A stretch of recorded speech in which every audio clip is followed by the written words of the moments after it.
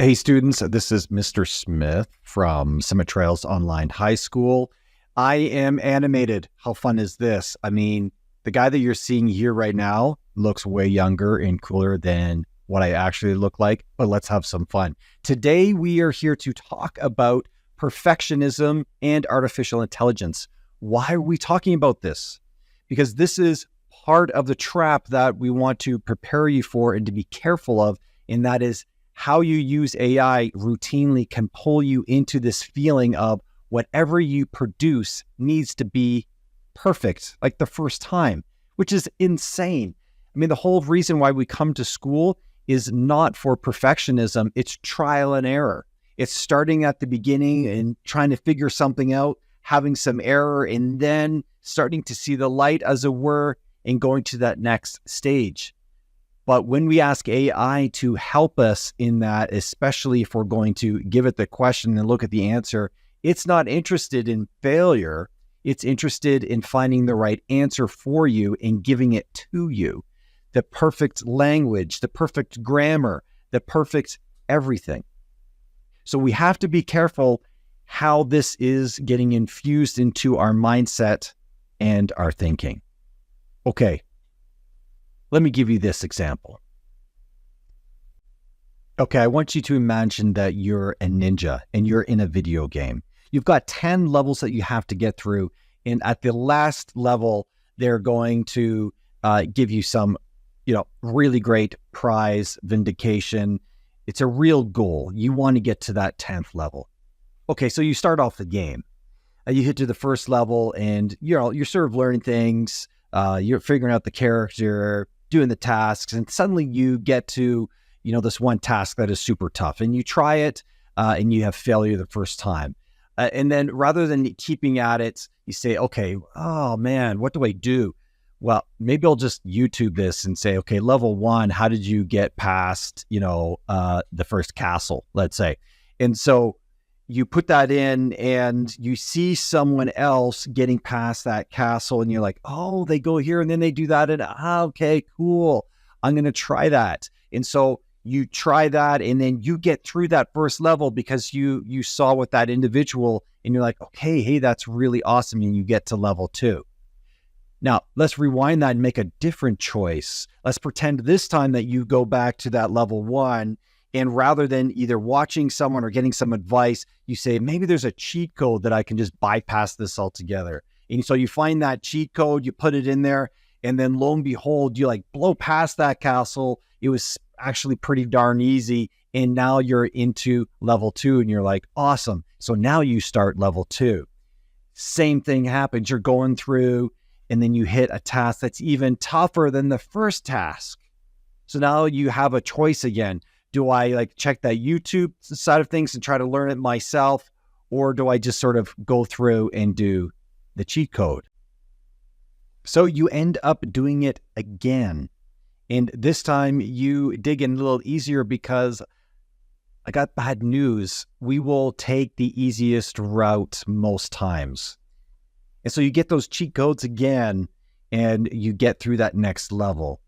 I mean, you are learning a little bit, but the hard stuff, the stuff that you actually need to try to do over and over again until you get it, that's the stuff you're bypassing. And that goes on level after level after level. And then you get to a level 10 and it's really built up. You're excited to be there. You know that there is, this great thing at the end, and you get there and there's a big notice that says ahead of time, no cheat codes will work here.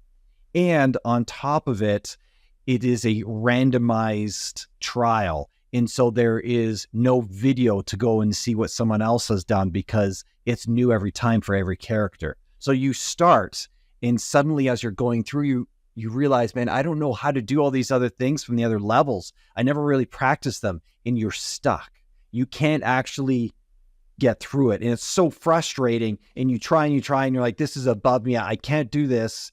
And you have this realization of not only did you waste that time that you used on all those other levels, but you actually don't have this skill. And that's when the panic sets in and you can't move forward. You end up stopping.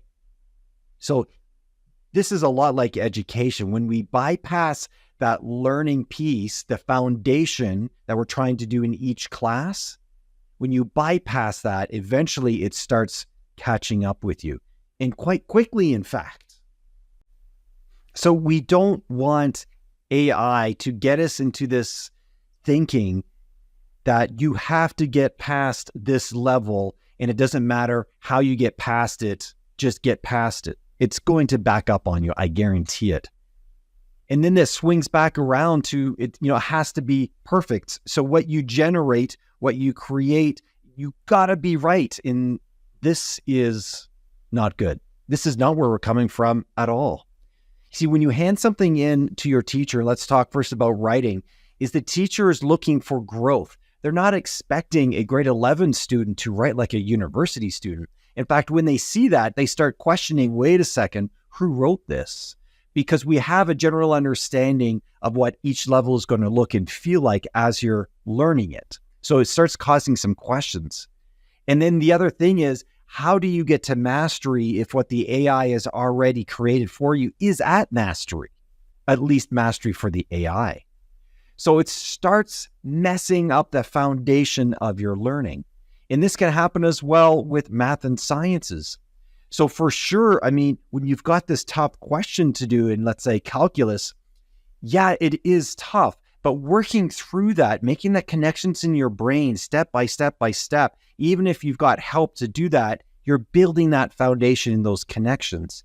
If you just look at the answer that's generated for you, then your brain is not necessarily making the actual connections to solve something. It's definitely going to see how to solve it, but the question is, when it's a new question, can you do it on your own? And believe me, you don't want to be in a spot where you can't do those things. You want to be able to do it yourself. Okay, so what's the takeaway here? First of all, be careful with perfectionism. The idea that AI is going to create something for you, that's not the goal of what we're looking for in education, right? We're doing the foundation. So that's the first thing. The second thing is, don't rob yourself from the learning. Don't rob yourself from building the foundation and connections. It's going to catch up with you, and it's going to be way tougher down the road, having to relearn items that frankly you could have just learned the first time. So be aware of that. And then lastly, look, AI can help you. In fact, it can give you some really amazing hints, but in the end, do yourself the favor of using it as a tool to support you, but then do it yourself. Like that ninja, you may need help getting through that one level, and that's okay, but make sure you're the one getting through the level. All right. Mindset is everything, students.